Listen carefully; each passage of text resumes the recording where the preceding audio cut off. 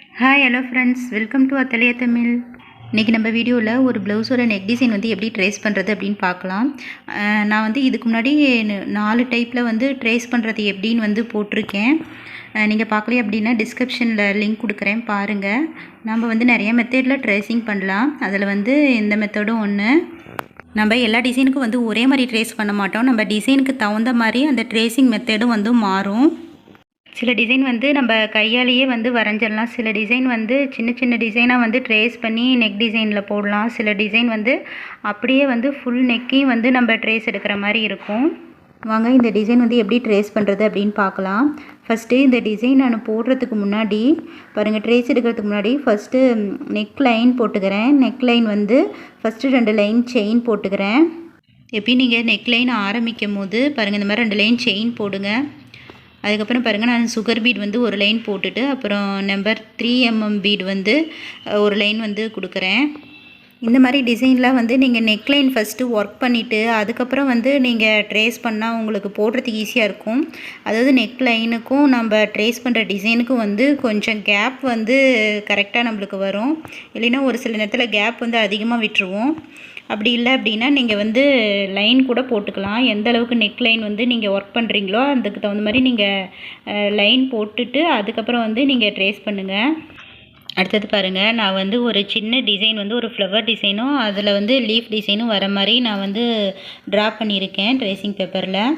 இந்த டிசைனே தான் நம்மளுக்கு நெக்கை சுற்றி வந்து வரதுனால நான் வந்து இந்த ஒரு பூ மட்டும் நான் லீஃபோடு வந்து வரைஞ்சி வச்சுருக்கேன். பாருங்கள், நீங்கள் இந்த மாதிரி டிசைன்லாம் வந்து நீங்கள் ட்ரேஸ் பண்ணும் போது பாருங்கள், இங்கே நடுவுலேருந்து ட்ரேஸ் பண்ணுங்கள். நடுவுலேருந்து ஃபஸ்ட்டு 2 சைடும் பண்ணிவிட்டு அதுக்கப்புறம் பண்ணணும். பாருங்கள், இந்த லீஃப் வந்து நீங்கள் மேல் நோக்கி போகுது.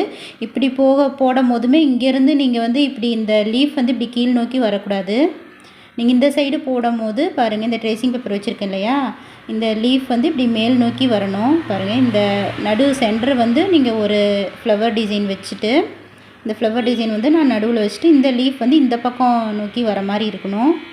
பாருங்கள், நீங்கள் ட்ரேஸ் பண்ணும்போது நீங்கள் 2 பக்கமுமே ட்ரேசிங் பேப்பரில் வரைஞ்சி வச்சுக்கோங்க. கொஞ்சம் வளைவாக இருக்கிறதுக்கெலாம் நீங்கள் இந்த பக்கம் திருப்பி வச்சு ட்ரேஸ் பண்ணணும். பாருங்கள், இந்த சைடு இப்போ வைக்கிறதுக்கு வந்து நீங்கள் போடுறதுக்கு இந்த பக்கம் வந்து திருப்பி வச்சு நீங்கள் பேப்பரை ட்ரேஸ் பண்ணணும்.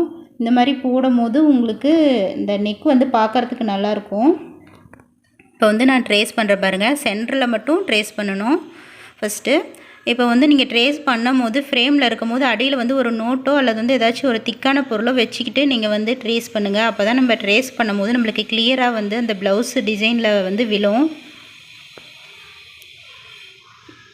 இப்போ வந்து நான் ட்ரேஸ் பண்ணிட்டேன். ட்ரேஸ் பண்ணிவிட்டு பார்க்கலாம்.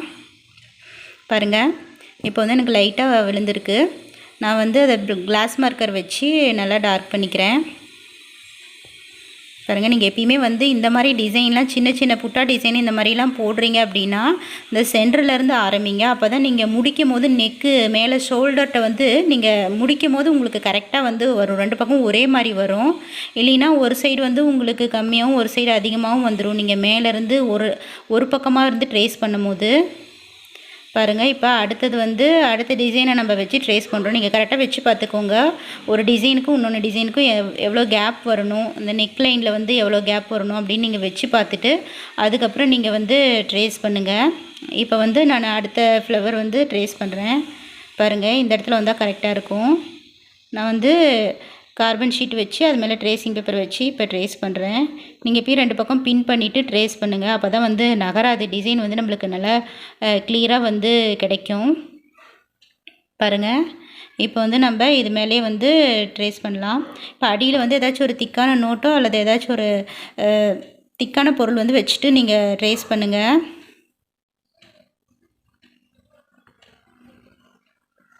பாருங்கள், இந்த மாதிரி நீங்கள் வந்து ஒரு ட்ரேசிங் பேப்பரில் வரைஞ்சி ட்ரேஸ் பண்ணும்போது நம்ம எல்லா டிசைனும் வந்து நம்மளுக்கு ஒரே மாதிரி இருக்கும். இந்த வந்து ஈஸியான டிசைன் தான். ஃப்ளவர் டிசைனும் இந்த லீஃப் டிசைனும் ஈஸியாக வரைகிறது தான். இதை நம்ம கையிலேயே வந்து வரையும் போது ஒன்று சின்னதாகவும் ஒன்று பெருசாகவும் போக சான்ஸ் இருக்குது. நம்மளுக்கு ஒரே மாதிரி கிடைக்காது. இந்த மாதிரி ட்ரேஸ் பண்ணி வரையும் போது நம்மளுக்கு எல்லா டிசைனும் வந்து ஒரே மாதிரி இருக்கும்.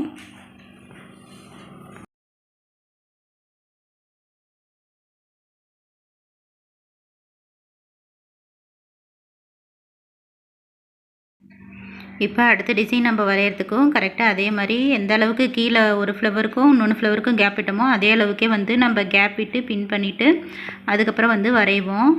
இப்போ வந்து எனக்கு மேலே வந்து கொஞ்சம் தான் இடம் இருக்குது பாருங்கள். அதில் வந்து எனக்கு ஒரு ஃப்ளவர் மட்டும் வர மாதிரி இருந்தது, அதனால் அந்த ஒரு ஃப்ளவர் மட்டும் வரைஞ்சிட்டேன். இப்போ இதே மாதிரி 2 பக்கம் பாருங்கள் வரைஞ்சிருக்கேன். பாருங்கள் இந்த சைடும் வந்து எனக்கு ஒரே மாதிரி கிடச்சிருக்கு, 2 பக்கமுமே கரெக்டாக அந்த ஒரு ஃப்ளவரோடு வந்து முடியுது. நீங்கள் வந்து இப்படி நடுவுலேருந்து நீங்கள் மார்க் பண்ணலை அப்படின்னா உங்களுக்கு 2 சைடும் வந்து ஈவனாக டிசைன் வந்து உங்களால் வரைய முடியாது. அதனால் எப்பயுமே நீங்கள் வந்து இந்த மாதிரி டிசைனை ட்ரேஸ் பண்ணும்போது நடுவுலேருந்து ட்ரேஸ் பண்ணுங்கள். அப்புறம் இந்த மாதிரி லீஃப் டிசைன்லாம் வரதாக இருந்தால் 2 டிசைனுமே வந்து மேல் நோக்கி போகிற மாதிரி, அதாவது லீஃப் வந்து நம்மளுக்கு மேல் நோக்கி போகிற மாதிரி நீங்கள் வந்து அந்த டிசைனை பார்த்துக்கோங்க. அவ்வளோதான் ஃப்ரெண்ட்ஸ், இந்த வீடியோ உங்களுக்கு யூஸ்ஃபுல்லாக இருக்கும்னு நினைக்கிறேன். நான் நெக்ஸ்ட்டு வீடியோவில் வந்து இந்த டிசைனை எப்படி ஒர்க் பண்ணுறது அப்படின்னு உங்களுக்கு நான் அப்லோட் பண்ணுறேன். இன்னுமே நம்ம வந்து நிறைய மெத்தடில் ட்ரேசிங் பண்ணலாம், அதெல்லாம் வரப்போகிற வீடியோவில் ஒவ்வொன்றா பார்க்கலாம். அவ்வளோதான் ஃப்ரெண்ட்ஸ், இன்னும் இந்த மாதிரி நிறைய வீடியோ பார்க்க மறக்காமல் சேனலை சப்ஸ்கிரைப் பண்ணிவிட்டு பாருங்கள். சப்ஸ்கிரைப் பண்ணிவிட்டு பக்கத்தில் இருக்க பெல் பட்டனை கிளிக் பண்ணுங்கள். கிளிக் பண்ணிவிட்டு அதில் ஆல்ன்ற ஆப்ஷனை செலக்ட் பண்ணுங்கள். அப்போ தான் நான் போடுற எல்லா வீடியோட நோட்டிஃபிகேஷனும் உங்களுக்கு வந்து தவறாமல் வரும். உங்களால் எல்லா வீடியோஸும் பார்க்க முடியும். தேங்க்ஸ் ஃபார் வாட்சிங்.